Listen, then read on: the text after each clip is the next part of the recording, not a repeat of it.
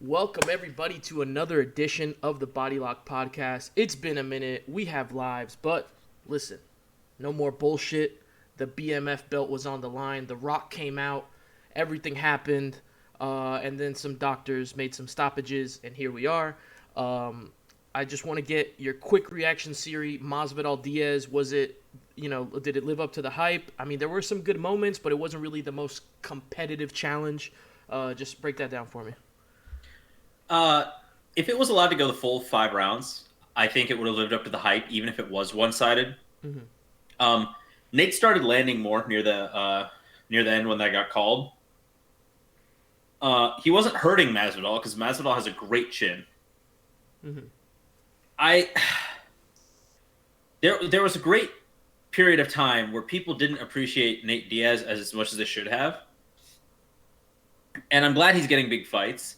But I think that it's time to admit that it's gone the other way, that people are pretending like he's a lot better than he is. And he's really tough. He's got great pace. You know, he throws body shots. He's got an incredible left cross. But everyone talks about how he can't check leg kicks and how they're relatively easy to take down. Okay? Once they're on the ground, a little harder, but they're relatively easy to take down. How about the fact that they're pretty hittable? Yeah. You know, and maybe it's because Nate's so far along in his career, or more likely because this fight happened at 170 pounds, but he wasn't wearing it like he did against the lightweights. Mm-hmm. And I mean, yeah, people have beat him up at lightweight before, but when welterweights hit him, he wears it so much worse. Yeah. And I think, and first off, welterweight, he realistically is never going to challenge for a title. He can't. He has terrible counter wrestling. And to get to a welterweight title shot, you've got Usman, Woodley, Covington, RDA, yeah, Rafael dos Anjos, and the worst wrestler out of that elite bunch is probably Leon Edwards. And Leon Edwards is still a great grappler. Mm-hmm. So, I don't know, man. Honestly, rematch, sure, I definitely watch one. But I more want to see Masvidal, honestly, maybe get to a title eliminator shot off of this. Yeah. But I don't know. It speaks to how much anticipation there was that I think a lot of people don't actually remember that Sergey Kovalev and Canelo Alvarez fought that same night. Yeah, I ended up watching that, which, to be honest, I mean, we'll talk about Canelo Kovalev in a little bit, but just in terms of well, no. They had to actually delay their walkouts until the UFC fight ended. Yeah. They were scheduled to go out a lot earlier, but no one would have been watching them, so they actually delayed it. Yeah. So I love these hype fights.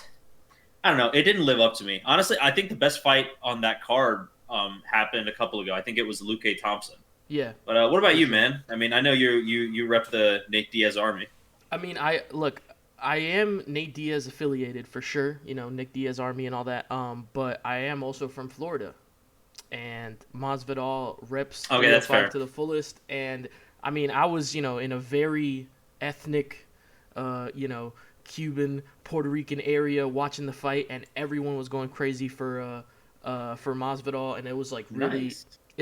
I don't know. It was one of those events that felt like a Conor event without Conor. So I think that is the biggest takeaway for me. It's like, I don't care if Nate Diaz ever fights for a title. I don't care if Masvidal ever fight for a title. I think this showed what the BMF belt should be, even though the fight itself wasn't necessarily a BMF fight. That there is such a thing as money fights completely without the undisputed world championship allure, and it doesn't necessarily need it to be as big. And bringing out people like The Rock and making those moments, like those in-ring moments, like when Masvidal ran out and then he faked Nate Diaz. There's back and forth in the cage. Those are the moments that people are talking about in the fight and remember afterwards. That give it like a different level of has like it's a little bit more mythical than if it was just a standard, okay, I need to fight for points, or okay, I gotta look to establish grappling here to avoid certain things. I think this was just about pure display of skill, but in a way that celebrated who these guys are as fighters, and there was a lot of mutual respect. So in that sense, it was really good, but it wasn't competitive. And I think Masvidal was leaps and bounds stronger. I think he's continuing to show that his game has evolved. I mean, go back and watch him versus Benson Henderson just a couple years ago. His striking was nowhere near as nuanced. His grappling nowhere near as crisp. And that was him, that was one of his last fights at 155, and now he's doing it at a whole different weight class. He's grown into the weight class completely differently. He actually looks like a welterweight compared to, Nate Diaz, which is, not a true welterweight. There's a big difference. And you can see that kind of, those kind of structural differences that also make a fight with McGregor not interesting at all. I love Nate, but I think the best thing for him would just be to, find those big fights at 170, 155, whatever it is, but fights that are, one, favorable, like Pettis. Pettis is a perfect example of like the kind of fight that he could win, the kind of fighter that is interesting with or without the title, and keep it at that. I mean, if he needs to fight McGregor 2 more times and then retire just to feel like, he got enough out of this MMA thing, then that's fine. And that's something that he should consider. But, when it comes to, Masvidal's, like, competitive prowess, I don't think either of those 2 fights, McGregor or Diaz, do anything for him. And I think he should be looking to, contest for the title and get his name out there, because I think he really is on the cusp of being the next big star, if not already, at the UFC. True. I always look at it from a snob's point of view, and I mean, I don't know. So do you think that Nate is in any way, shape, or form interested in going back to 55? He should. I don't think he should have ever fought at 170 ever in his career. Yeah, but I don't think it's a weight cut issue. I just think it's like a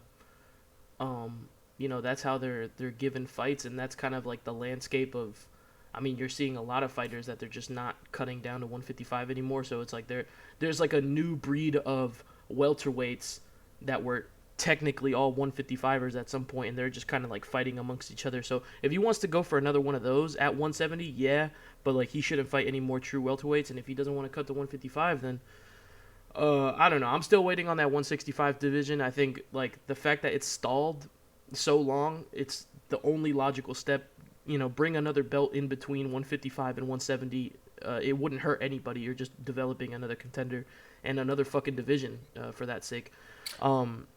I don't know. There's a lot of we've talked about this ad nauseum about the 165 division and all that.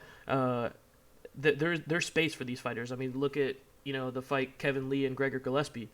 I mean, Kevin Lee, like 2 fights ago, was not a contender, and now he's right back on the map because of the churning, the constant wishy-washy that happens in these divisions where one fight you're up on top of the world and the next fight you're down.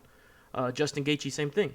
So yeah, I think to add another division or to breed more like life and competition in a good way that has everybody on the same playing field, because Nate Diaz at 170 and 155, 2 different Nate Diaz's. He has all the physical advantages at 155, and he relinquishes them all at 170. So if there was a middle ground there where, maybe size and strength he's still ahead, but speed-wise he's not as good as McGregor or Pettis, or, there's just different variables that would make it more interesting.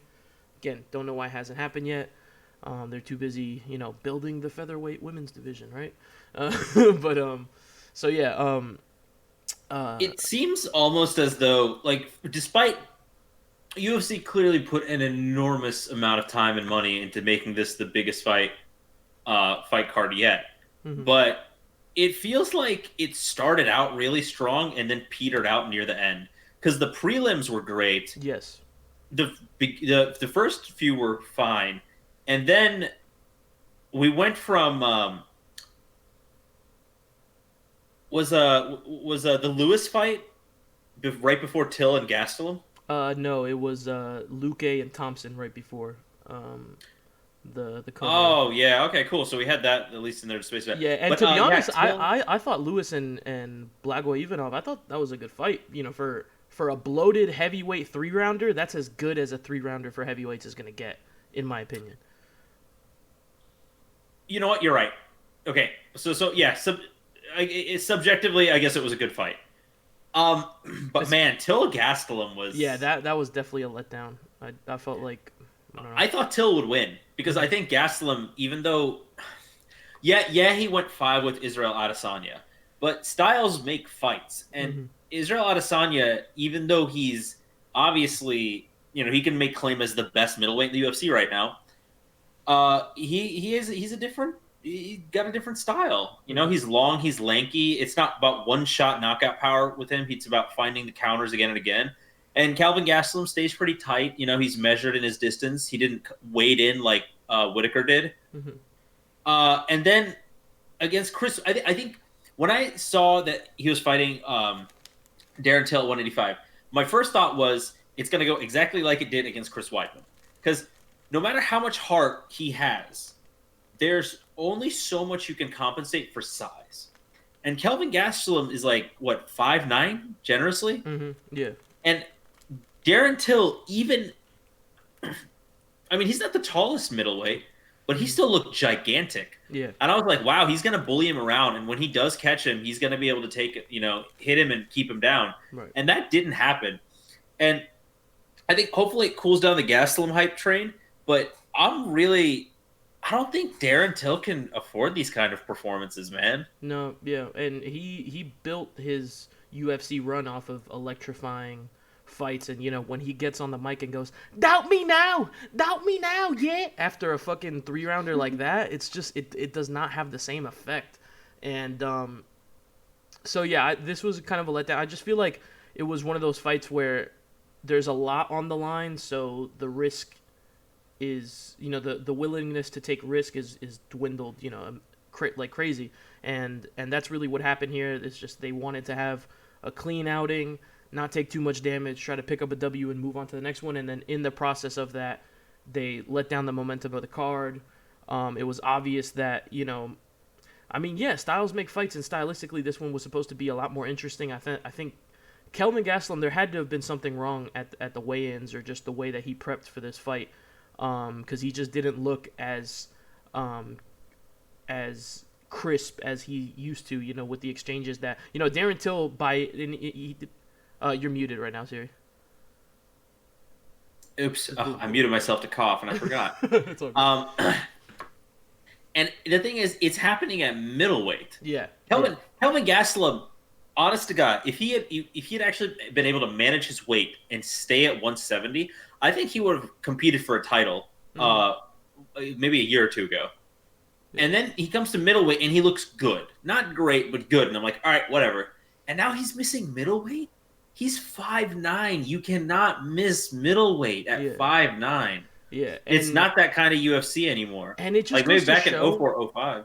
It just goes to show how much of a risk Darren Till was taking, because his weight cut for 185, he still looked extremely skinny, extremely gaunt, like just really not healthy in the face. And to imagine like he was doing that at 170, like, oh yeah, routinely, and Gastelum like his body affords him so much more advantages in the weight cut department that he, I guess, did not take advantage of it in this fight. And I just lay off the tacos, man. What the fuck is it that you're just not fucking cutting the weight like you need to? You have a 15-pound allowance now. He was just in a position where he was fighting for a world title and was competing, at such a high level. So it's like he can't sabotage himself like this. And this was definitely not one of those performances. Again, I didn't walk away. Split decision, don't really care. This is not one of those performances that Dana White goes, okay, let me set something up now. He's really not caring. Masvidal, in terms of they're not even in the same division anymore. I don't know why was mixing them up there, but there was no contender bred out of this fight, and I think that's it bodes well for Robert Whitaker, to be honest, because it makes the rematch a little bit more compelling, because that is true. He just didn't slot himself in as the next immediate guy. He did not earn that right yesterday on Saturday. Yeah, there's no one after Paulo Costa, is there? No, yeah, it has to be Paulo. Yeah, for sure. Well, yeah, but after Paulo Costa, there really is no one. Mm-hmm. Unless Whitaker picks up another fight, who knows? Maybe Tim Kennedy comes out of retirement. No, just kidding. But so let's talk about Stephen Thompson, Vicente Luque. I thought that was actually a really good fight. I was extremely worried for Stephen Thompson at the beginning. Vicente Luque was just like landing his punches, and this was stylistically right. Obviously, Stephen Thompson has the pedigree to win this fight, but I thought Vicente Luque would have the advantage in terms of power, and Stephen Thompson has crumbled to devastating power, and it doesn't necessarily have to. It's come from unlikely sources. Anthony Pettis being the latest one, but I thought there were a lot of issues. I guess hurdles that Stephen Thompson was overcoming in the fight. I saw him take a lot of serious shots and go okay, like gritting his teeth and coming back and not shying away from the opposition, because Vicente Luque he's not a pity pat fighter. He's trying to end you with every single strike, and I thought that showed a lot of it put some hair on his chest, because Stephen Thompson, albeit his performances are extremely impressive, they're not necessarily gritty. There's like a certain toughness that's associated with championship fighters in the UFC that he hasn't always exhibited, and I think this was one of those fights that really like put a feather in his cap. Even though it was number 7 against number 14, it doesn't matter. I think he definitely earned something out of this win. How'd you see him in this one? So I was impressed with both fighters, but I was really, really impressed with Luque, because I didn't think he'd actually stand a chance. Yeah. Okay. I get that Stephen Thompson has been on a rough streak lately, but he got frozen solid by Tyron Woodley because he couldn't come in on anything, and Tyron didn't want to come in on him. Okay. He barely lost to Darren Till, and I'm pretty sure Darren Till came in overweight in that fight. So he was giving up serious size, and then he caught a lucky shot from Anthony Pettis. Not lucky, but like he kicked him into the fence. Anthony Pettis bounces off the fence, so that like the distance changed really quickly, and he wasn't expecting it. And then Anthony Pettis leaps in for a hook. Great setup, not something that's going to catch him all the time. Because other than that, no one's really made it look close against Stephen Thompson. I think Matt Brown got him really early in his career, but that's it. And I didn't think Vicente Luque, despite being as talented as he is, I did not think that he would put up a really good fight. And he did. And he was doing some really, really smart stuff. The fight opens up. Thompson is picking at him at range. That's how I expected the whole fight to go, honestly. I didn't think Vicente Luque knew how to close the distance. But Luque steps in with a right hand. Thompson backs up and counters him. And then Luque walks forward and doubles up the right hand and catches Stephen Thompson. Stephen Thompson kind of rolls back and he checks the fence because he doesn't know where he is because of the pressure coming forward. And I was like, oh wow, okay, so Vicente Luque is actually like moving in, doubling up punches. He knows that he has to get into a certain range and he's willing to absorb shots. That's cool. Other times, when Stephen Thompson would get to the fence, he'd wait for Thompson to commit to one side, rolling out, and he'd hit him. And I want to say 3.5, maybe 4 minutes into the first round, Thompson hits the fence. Luque kind of, feints. Mm-hmm. Thompson picks left, and he doubles up a left hook and then goes to the body and forces Thompson to roll back. And then he catches him again. I was like, that's something like not even great MMA fighters do. They don't cut off the ring, which he was doing. They don't double up punches to get around the guard. And he purposefully waited for him to pick a side to roll off the cage and then went in on him. Credit to Thompson. He did, a lot of people were questioning his chinniness after the Pettis fight. His chin held up. He took some big shots. Definitely. And I really thought, Thompson really dug in there. Because, like I said, we've never seen him in a real fight. We've either seen him get blown out or we've seen him just have his way with fighters. And he actually, he wore Luque down. He did enough damage to the point that Luque couldn't corner him or anything, and then it was his world. I think, if anything, to show that Stephen Thompson, while being a great rangy kickboxer, is not a good boxer, period. When he hurt Luque and he would just stand there and try to flurry on him to knock him out, every single time he'd catch Luque kind of, and then Luque would counter and knock him off balance. And I'm like, okay, so you can't trade with people. He still has to get out of that mentality. I think even if he's hurt fighters, he can't stand and trade with them. He doesn't have the hand speed and he doesn't have the kind of build and he doesn't generate power the right way. He needs to generate power over distance, like Nate Diaz. Mm-hmm. Nate Diaz hits with power because he's got gorilla arms, you know. Yeah. And the whole time that fist is accelerating, takes a while. If it reaches you at max length, it's going to hurt. Mm-hmm. Same thing with Thompson. Other than that, though, I'm really, I'm happy. I like Stephen Thompson. I like Vicente Luque too. Mm-hmm. I know it's not generally how it works, but I would honestly move Luque up the rankings because he put on a better performance against Wonder Boy than a lot of people that would have been ranked above him if they ranked, came back to the UFC. But yeah, overall, that was my favorite fight of the night. I think they both fought terrific. Luque, I think, maybe just short on talent. He didn't have the explosiveness. He didn't have the type of power to really, really punish Wonder Boy. Mm-hmm. I don't know, man. It was good. It was a good fight to watch. Pity it couldn't have been the headliner. Yeah, and I definitely got to agree on those points. Luque's last fight against Mike Perry, that's one thing I noticed where he kept on, baiting with his footwork Mike Perry to, jump out to the left as he was rotating across the cage, and he kept on finding him with those lead hand hooks and, cutting off the cage in order to find the offense. That was definitely a theme that succeeded in the Mike Perry fights and other fights of Vicente Luque that he took into this one.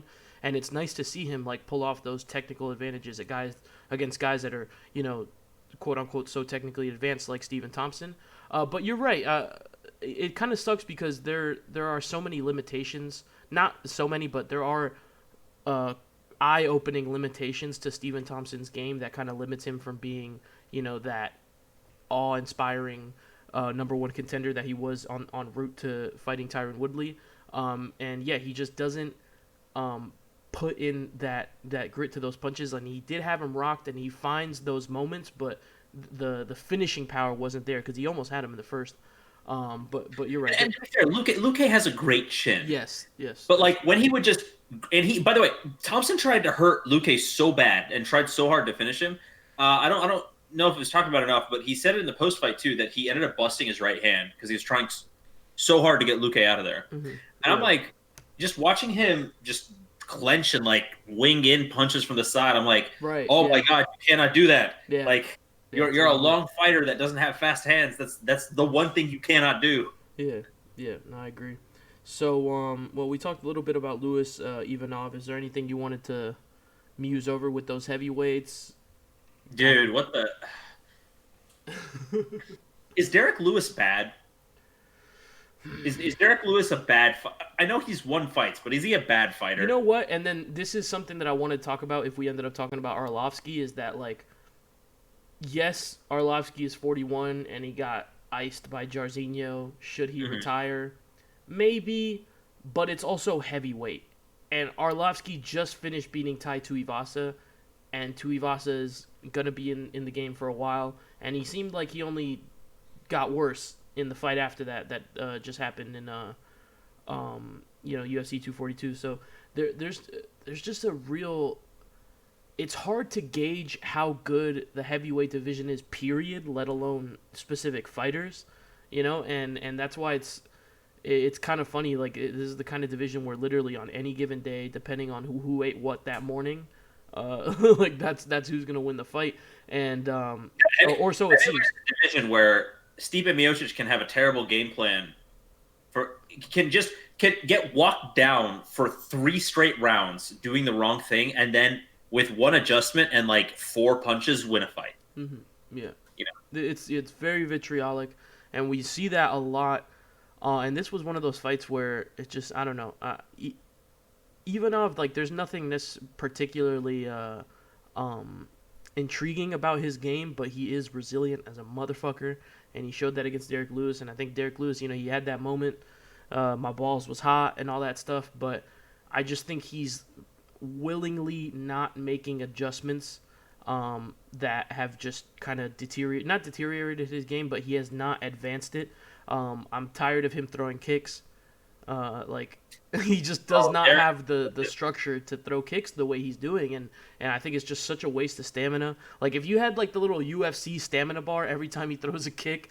Oh, Derek Lewis's kicks would immediately drain half his life bar and rupture his ACL. Right, and I don't know. To me, it's just he does so many things that are extremely inefficient. For someone with his level of energy, and I don't know. It's just that kind of like, and it's never really worked. I mean, his best assets, his most fearsome knockouts have come from thunderous fucking hooks and uppercuts and like just where he catches someone off guard by being the quicker, being first. And he just, I don't know. He's kind of just been I in think this that's a lull legitimate state. win. Hmm? You know, Yeah, we it know is. it's puncher's chance, but it's fair. Hmm. But like looking at his record, like it annoys me so much. The way I compare it is, imagine if Ovince St. Preux won his last like 5 fights or something. Hmm. It's a fighter that's so flawed, so clearly flawed, with such a clear game plan to beat him, and then people lose. Like when Ovince St. Preux gets a Von Flue choke, I'm like, what's wrong with you? Like you knew that was gonna happen. You know? It's like Yeah. when you remember our very first podcast. I don't know where it is. I don't know where you can find it.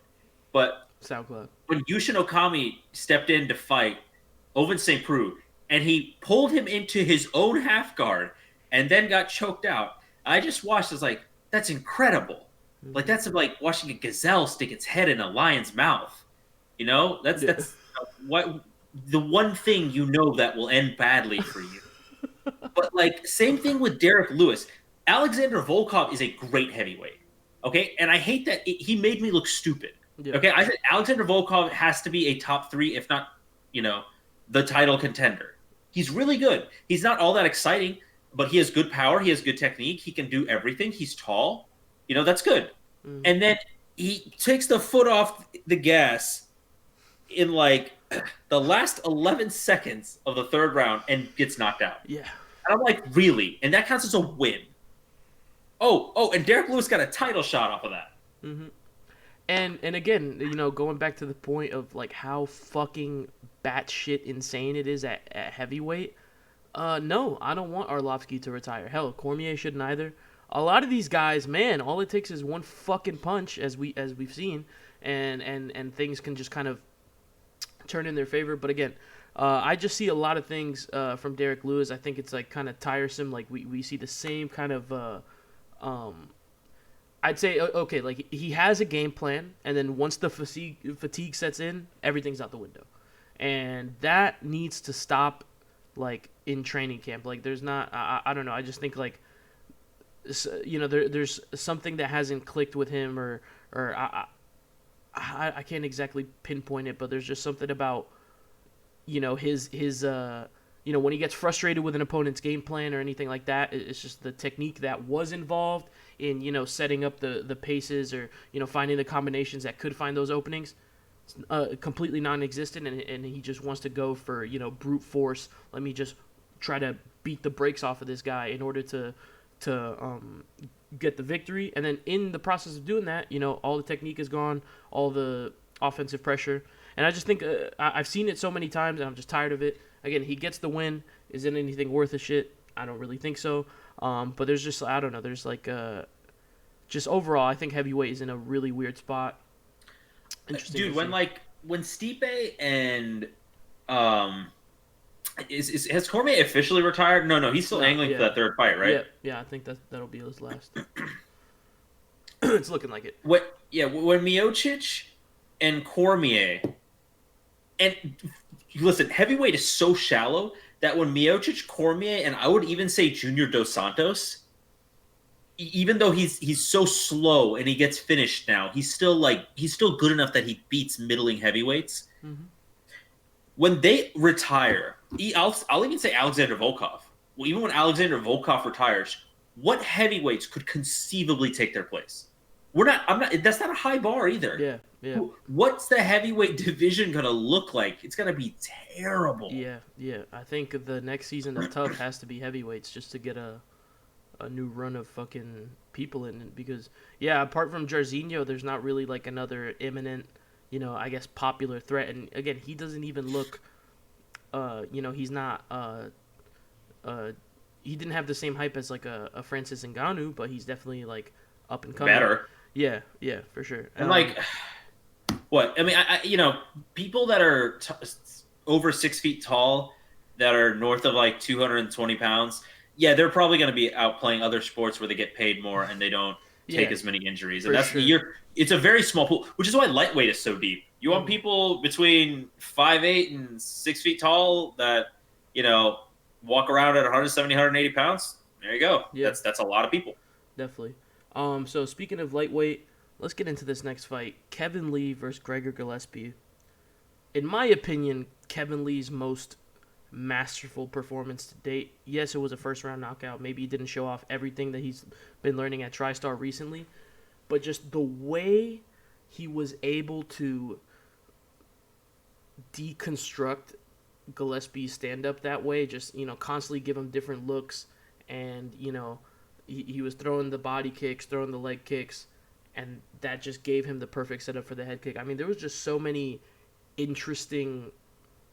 I don't know. Maybe I was looking too much into it, but I thought definitely like the way that he was pacing his stand up and giving Gregor Gillespie different looks um, in the setup to that knockout was very interesting, and I just hope that we get continued progress like that for Kevin Lee. I thought it was a really interesting performance. Definitely, he stole the night in terms of highlights. There was nothing even close to it. I mean, Gillespie looked like he left this earth, when he got hit with that Oh yeah, kick, and that was really one of those knockouts where you don't know whether to cheer or not yeah, yeah, because he was out. yeah, he was out for sure. So, yeah, I mean, let me get your take on Kevin Lee. Is this TriStar move benefiting him? Did you see any obvious improvements, or is this all just too much hype too soon? I mean, the head kick wasn't a fluke. He set it up, Yeah, for sure. and before that, it was again. Mm, sorry, burp. It's when it gets so chaotic in MMA, it's always hard to tell if a counter was on purpose. Sometimes people just throw at the same time and someone gets clipped. Hmm. It looked like he was going for a cross counter. It looked like he fired his right hand over Gillespie's jab. Gillespie's jab, sorry, Gillespie. Um, and that head kick was definitely intentional. He intended that combination. It worked beautifully. Hmm. And I look at that and I'm like, that's kind of shades of like a Saint Pierre kick. Yeah, yeah, And that there's that TriStar. I don't think he was doing amazing in the stand up. I think he was doing good. I'm really really high on Gregor Gillespie. same. Back when we were still writing for like Real Sport, I covered him, and when I was watching his highlights, and I actually went and tried to find all his old fights, I was like, wow, this is like one of the most talented fighters I've ever seen. And for Kevin Lee to beat him as convincingly as he did, that's awesome. Hmm.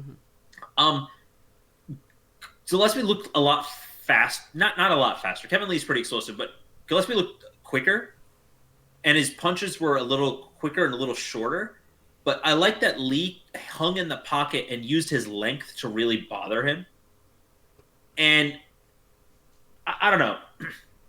I thought after such a rough ride, I think people forget that Kevin Lee, despite having a staph infection, gave Tony Ferguson one of the hardest fights of his career. Hmm. And I would love to see him get back to his winning ways because I do want to see more diverse contenders. Yep. Considering the logjam at lightweight, that might not happen quick, but I would love to see Lee, with a full camp and everything, step in. Yeah, and the best part is he's 27. He has plenty of room to I develop. keep forgetting how young he is. Yes, and I think that's one of those great things. Like I remember I can't remember. I think it was UFC 194, the night that Conor beat Aldo. He suffered a really bad knockout that night too, and he's been able to come back. Like Who did he lose to? He got knocked out? I think it was Leonardo Santos or something like that. Yeah, it was a nasty knockout, but Oh, yeah. and it's just great to see how much growth the game of MMA is allowed to give you. Because Kevin Lee, yeah, at 25 years old, he moved out to LA, to Las Vegas, and he wanted to, chase this full time. And I think he's finally at that point where, he's bearing fruit in his endeavors. He's surrounding himself with the right people. I think like if you're around Faraz, if you're around, Faraz Sahabi, George St. Pierre, how can you not just absorb all those tactics? And I think he has a very similar build and a similar frame, to to that of George St. Pierre. So like his kinds of the kind of teachings that made George St. Pierre's style so impactful, like will carry over into Kevin Lee's style because they share some of those, physical advantages, and the wrestling background is there too. And yeah, I think this was again nothing like magisterial in terms of stand up, but especially against Gregor Gillespie, who I hold in high regard. This was an impressive performance. Definitely stole the show. And I don't care about the Khabib callouts. He needs to stop saying that he could fight Khabib any day of the week because nobody cares. Start finding those good callouts that'll actually make you step up the ladder and kind of build rivalries with these people. He's really good on the mic. He knows what to say. And he's impactful in that sense. So as long as he just keeps on that path with the training that he's been receiving, I can't imagine him falling by the wayside anytime soon. So, but one of those interesting prospects that did fall by the wayside last week, let's talk about Corey Anderson versus Johnny Walker. First off, your opinion of Johnny Walker before this fight. Tell me. I was the one dude who didn't like him. I was like, he's flashy, but I was like, he's big, he's strong, he's young, and he's explosive. Mm-hmm. You know what I mean? He's gonna pick up some wins because he can just overwhelm people. Yep. It's kind of I viewed him somewhat in the same way that I viewed like Michael Venom Page, except Michael Venom Page, granted he's in Bellator, so there's only so well we can evaluate his talent. Right. But he's long, he's got the physical advantages, he's explosive. And, we just take and go, they're so good. I'm like, that's not everything. And what? Listen, Corey Anderson, underrated. He has every right to have a chip on his shoulder. That being said, Corey Anderson should not beat you in a straight-up stand-up battle. Yeah. Once that happens, you gotta look at your style. Because, Anderson, he's a professional. He's well-rounded, but you should just be able to stand with him. And the fact that Walker couldn't, or I don't know. Is it that Johnny Walker doesn't really have a chin, or is it he wasn't expecting to get hit? I'm not sure because it looked like it only took one shot and that was kind of it. It looked like he was just expecting to run through him, and I think you hit the nail on the head. Corey Anderson, consummate UFC professional. If this was a 3-round grind out, wrestle fuck Corey Anderson win, I definitely wouldn't be saying exposed because Corey Anderson fought a Corey Anderson fight. The way that this fight panned out, I definitely think like we can halt the train on any kind of John Jones talk, any kind of whatever the hell. Like I don't want to hear it. And it was very obvious that maybe the hubris made him get ahead of himself, but there was an obvious once that first initial flurry of Johnny Walker's once Corey Anderson felt his hands, and then he knew, okay, this is what you're coming with, and Corey Anderson was able to match that. Johnny Walker never returned, and that is a serious problem. But definitely something he can come back from. It's not impossible, but I just think this definitely, he got a couple of really nice knockouts. There's no doubt he is a sniper. Like he has weapons for sure, but he is not immune to adversity. So I think that was a really big thing. A big win for Corey Anderson, and hell yeah, let him talk his shit. I think, the more people we can get fighting with John Jones and just, trying to see, who can match up where. I think now it's we know that John Jones is the apex of 205. Let's get every single person we can to fight him so we could see, okay, this is what Thiago Santos looked like. This is what Anthony Smith looked like. They fought each other. We have that idea, So... By the way, all light heavyweights, if you want to see how you need to fight John Jones, look at how Vicente Luque fought Stephen Thompson. Mm-hmm. That really is it. You need to get him in a middle range and force him to trade. John Jones cannot box. He can outfight. He can kick. He cannot box. He's not a good boxer. Mm-hmm. So if you can get into mid-range where he has to trade hands with you, you have a shot. Word. And it's a pity that Thiago Santos busted his knee so badly in that fight because I think he would have won. Yeah. And honestly, with his knee that busted, I don't think he'll take a rematch anytime soon. Yeah, for sure. It's going to take a while for him to recover. That's at least a 9-month. Oh, I mean, will he be even 100% when he fights Yo, John yeah, Jones? yeah, for You don't sure. you don't want to eat an elliptical kick to a reconstructed knee. Yeah, yeah, and John Jones. I mean, we know how they operate at Jackson Wink. They're unafraid of using that weapon. But yeah, I think overall, I thought it was a great card. Definitely kind of petered out towards the end, lackluster ending with the doctor stoppage. But all in all, I think it achieved the purpose of establishing Jorge Masvidal as the guy. He's if he like the Ben Askren fight definitely made him arrive. I think like boom. There's no doubting how important Jorge Masvidal is to the sport of MMA. But I think like he's in a position to make himself a cultural icon with however he decides to play out these next couple fights. And we didn't. I didn't really get your opinion on this, but like the McGregor matchup, you know, let's speculate a little bit. Matchup or Let's next fight? Leprechaun Watch 2019. What is Conor's next move? Does he fight in December? Well, so he's trying to come back against Cerrone, right? Yeah, that was the alleged latest news. Man, that's ballsy. People want him to fight Cerrone, and it doesn't fight Cerrone, and then Cerrone gets finished twice, and he's like, "Yeah, I'll take you." Yeah. Like, really, man? Come on. How can Yeah. how can you talk that much smack? And honestly, listen, I get that McGregor is still a marketable figure, but his payday can't be that high for. I don't know how many people will watch him fight Cerrone after Cerrone lost twice. Right, right. I mean, we'd still watch it, but I don't think you can charge pay per view for that. Yeah, I'm not. Yeah, I'm not running to the box office for that. I think the fight to make is Gaethje. I don't understand why. And if you wanted to, it's easy to understand why because Gaethje. There's a very good chance Gaethje would waste him. yeah, no, for sure. But yeah, just in terms of, what makes sense for fight fans. I think that is the fight. If I'm Dana White, I'm angling for that. I don't really care to see him against Dustin Poirier again.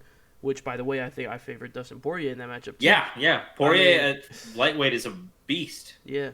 So, I mean, yeah, it's when you look at, and again, maybe that's why the Cerrone link is so potent at this point because McGregor knows he's coming back. If you lose two in a row, it's not the same. You think Cerrone is going to be at lightweight or welterweight though? That's a good question. I mean, they should fight at lightweight.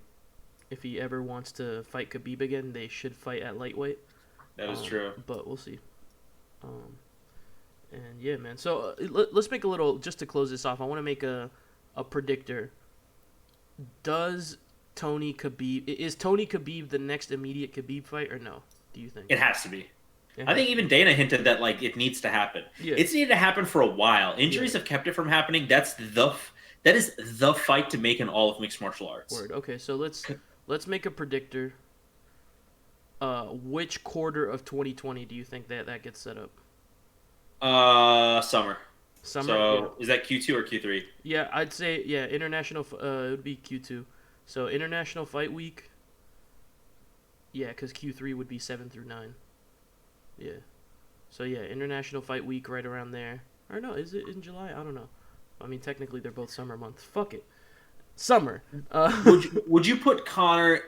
Do you think that even after his long absence and the fact that he got beaten and he wants to fight a beaten fighter, can you put Conor anywhere but a card headliner? Do you think he could be the fight right below the Khabib and Tony fight?